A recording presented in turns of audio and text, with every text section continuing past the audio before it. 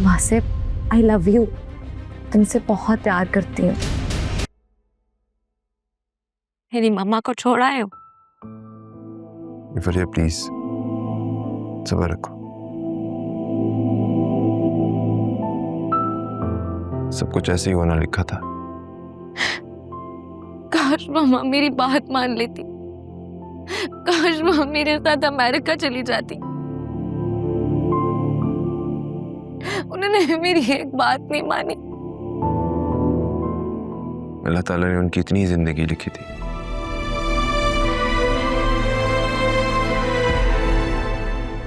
और वैसे तुमने तो उनका बेस्ट ऑफ बेस्ट ट्रीटमेंट करवाया था यहाँ से। तुमने अपनी तरफ से पूरी कोशिश की थी। कैंसर की वजह से भी बहुत कॉम्प्लिकेशंस थे। मैं बिल्कुल अकेली रह गई हूँ वासिफ। इतने बड़े घर में मैं अकेले क्या करूंगी? मेरा है ही कौन? कोई नहीं है मेरा। ऐसे क्यों बोल रही हो तुम? मैं हूं ना तुम्हारे पास। क्या तुम जिंदगी भर यहीं रहोगे?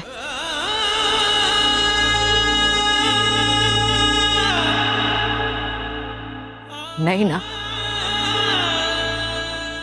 तुम तो थोड़ी देर यहाँ बैठोगे फिर चले जाओगे। तुम्हारे पास तो अपनी फैमिली है, अपनी वाइफ है। मेरे पास कौन है? मेरे पास कोई नहीं है।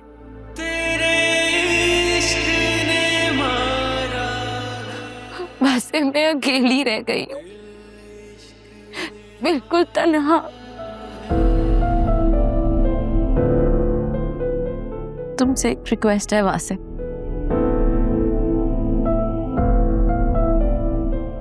क्या तुम आज रात के लिए यहाँ रुक सकते हो?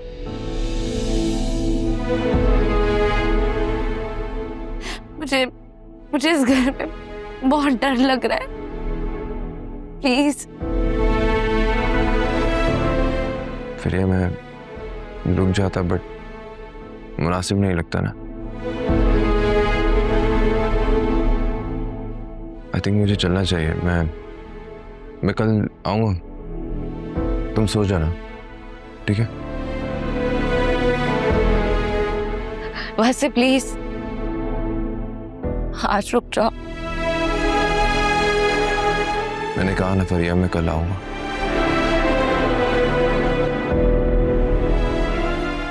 तुम अपना बहुत ख्याल रखना। किसी भी चीज की जरूरत हो तो मुझे कॉल कर देना, ठीक है? I am just one call away.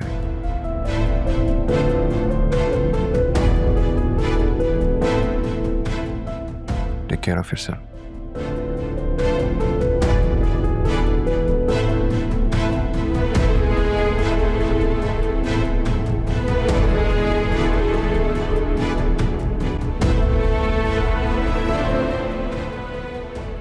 Hello Akram, मेरा एक काम करोगे?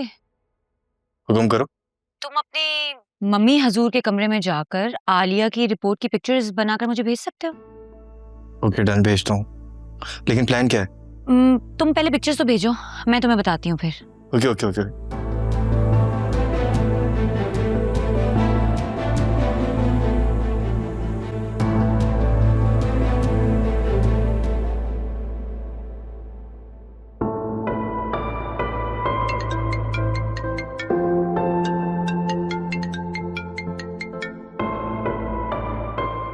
फराज, आप कब आएंगे?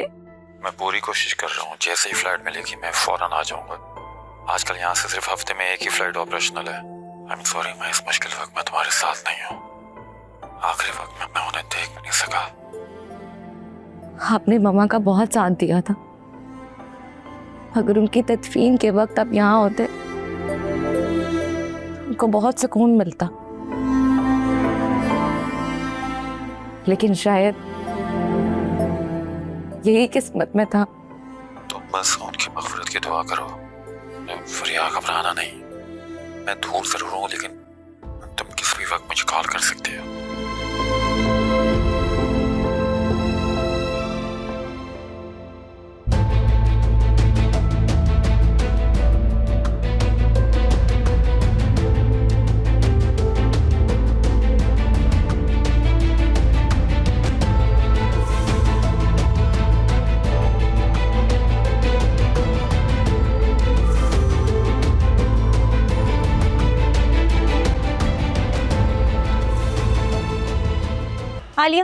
मुझे तुम्हारी रिपोर्ट्स देखनी है।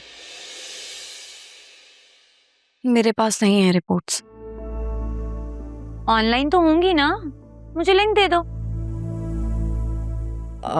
ऑनलाइन भी नहीं है। ये क्या बात हुई? ऐसे कैसे हो सकता है? भाई मुझे नहीं मालूम फिजा, मुझे तंग मत करो प्लीज। चलो हम हॉस्पिटल जाते हैं और दोबारा टेस्ट करवा लेते हैं, ठीक है? फिजा प्लीज, मुझे अभी कुछ नहीं करवाना है। मुझे प्लीज तंग मत करो, मुझे इस टॉपिक पर कोई बात नहीं करनी। यार तुम एक डॉक्टर से टेस्ट करवा कर बैठ गई हो और तुम्हें लग रहा है कि तुम मां नहीं बन सकती हो। तुम्हें पता है इस वक्त हमारी फील्ड में फर्टिलिटी इश्यूज पर इतना काम हो रहा है और दोबारा टेस्ट करवाने में या सेकंड ओपिनियन लेने में हर्ज ही क्या है? फिजा प्लीज, मैं पहले ही बहुत परेशान हूँ, मुझे मजीद तंग मत करो प्लीज। आलिया देखो, मैं तुम्हारे भले के लिए कर रही हूँ। तुम्हें याद है नौशीन आंटी तुम्हें हॉस्पिटल लेके गई थी, उन्होंने टेस्ट करवाए थे। फिर तुम दोबारा एक बार हॉस्पिटल गई थी, तुमने टेस्ट करवाए थे और दोनों बार सब कुछ क्लियर आया था। तो फिर एकदम से ऐसा क्या हो गया कि तुम्हारा मां बनना पॉसिबल ही नहीं है? मुझे ना टेस्ट पर बहुत डाउट है। मैं चाहती हूँ कि एक बार मैं तुम्हारे साथ चलूं और तुम्हारे सारे टेस्ट दोबारा करवा लूं। देखो हम दोबारा से एक बार हॉस्पिटल जाएंगे, दोबारा से तुम्हारे टेस्ट करवाएंगे और इस बार टेस्ट मेरे जानने वाले के पास से करवाएंगे। वो तुम्हें जेन्युइन एडवाइस देगी। ठीक है, लेकिन आज नहीं, हम 1-2 दिन में चलेंगे, ठीक है? ना ना ना ना ना ना, 1-2 दिन में नहीं, हम कल ही चलेंगे। आ रही है समझ मेरी बात? ठीक है, जैसे तुम्हारी मर्जी, लेकिन प्लीज तुम अम्मा या बाबा को इस बारे में कुछ नहीं बताना,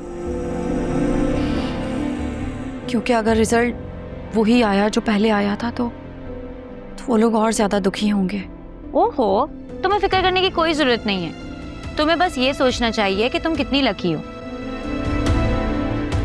उसमें इतनी अच्छी डॉक्टर जो मिल गई है। मजाक कर रही हूँ।